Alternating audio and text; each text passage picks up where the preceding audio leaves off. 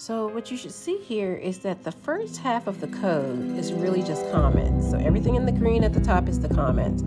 So it's just telling you what the code's going to do. And the main thing to notice here is that we are listing where the motor drivers are connected. AN1 to pin 8, pin 2 to pin 9, pin 10 PWMA, pin 11 PWMB, pin 12 BN2, etc. Then if you come down here, we declare the variables.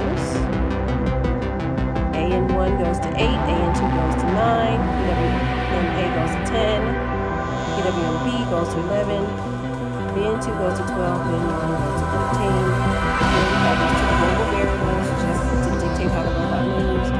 Move time is 2,000, robot speed is 100. So now let's dig deeper into the Lilybot motion control code. So the move time variable is used to determine how long the robot makes a certain movement, such as forward 2 seconds, stop 2 seconds, reverse 2 seconds. The robot speed variable is used to dictate how fast the robot moves. It can range from 0 to 255. Then in the setup function, this code runs only once, and it's used to set the output pins for all of the motor controller pins. So AN1, AN2, PWMA, BIN1, BIN2, etc.